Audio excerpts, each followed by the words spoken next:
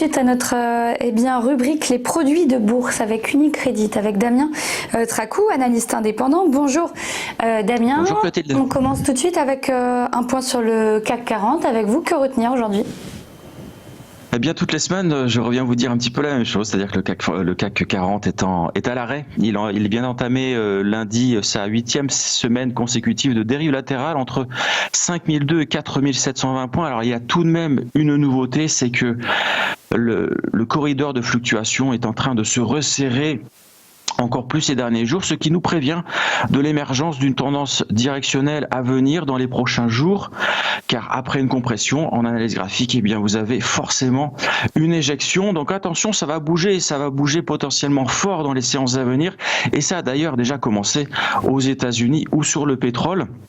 Donc l'Europe devrait suivre dans les séances à venir les prises de bénéfices appuyées que l'on constate à Wall Street, notamment si j'en crois la configuration du DAX. Le DAX, c'est l'indice allemand, c'est l'indice le plus fort en Europe, et regardez dans le médaillon, nous avons une figure de compression en forme de biseau.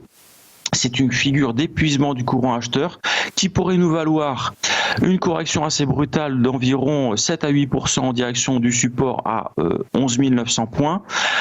D'autant plus que les ratios put-call sont toujours collés sur des niveaux extrêmement bas. Donc ils révèlent beaucoup d'optimisme, et l'optimisme est difficilement compatible avec la hausse, vous le savez. Donc attention, l'Europe est en position de faiblesse. Et d'autant plus que les États-Unis, eux, ont déjà délivré des signaux de vente à court terme, et nous allons en parler tout de suite avec le Nasdaq Composite. Voilà, c'est ce que j'allais dire. On s'intéresse tout de suite avec vous au Nasdaq qui fait beaucoup parler de lui, notamment ce matin. Oui, complètement. Le monde financier a découvert, je pense avec une certaine stupéfaction, le montage spéculatif de SoftBank.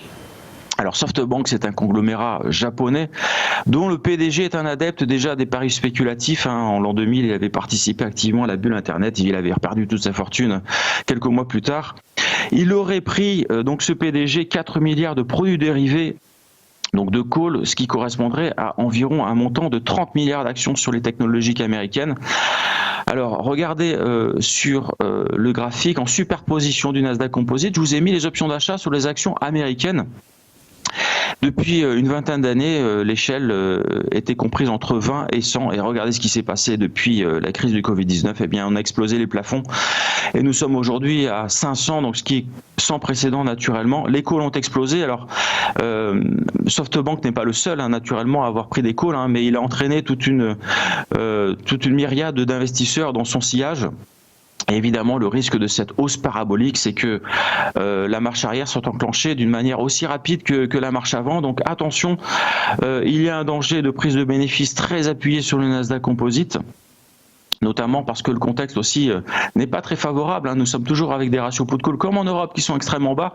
Et puis si je regarde les indicateurs de surachat, nous avons un surachat qui est bien supérieur à celui de la bulle Internet de 2000. Donc attention, tous ces risques combinés pourraient nous amener, alors sur le Nasdaq Composite, je ne veux pas faire de catastrophisme, loin de là, mais nous pourrions revenir assez rapidement sur les 10 150 points.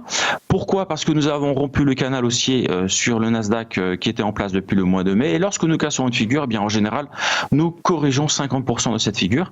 Et il se trouve qu'en plus, ça correspond à un point d'articulation assez fort sur l'indice technologique américain à 10 150 points, qui a articulé les prix depuis pendant l'été. Donc c'est un niveau assez fort, et c'est un niveau que nous devrions rejoindre potentiellement assez rapidement. Et enfin, Damien, quels sont vos scénarios de produits de bourse Unicredit ? Alors, si la baisse sur le Nasdaq se produit, je vous propose de choisir le put 42,91T avec une échéance au 17 décembre 2020 pour un prix d'exercice à 10 000 points. Si c'est le scénario alternatif qui se produit, c'est-à-dire si c'est la hausse qui l'emporte, choisissez le call 0719T avec une échéance également 17 décembre 2020 pour un prix d'exercice à 13 000 points. Merci beaucoup Damien Tracou. C'était les produits de bourse avec Unicredit. À suivre notre point sur le CAC 40. À tout de suite.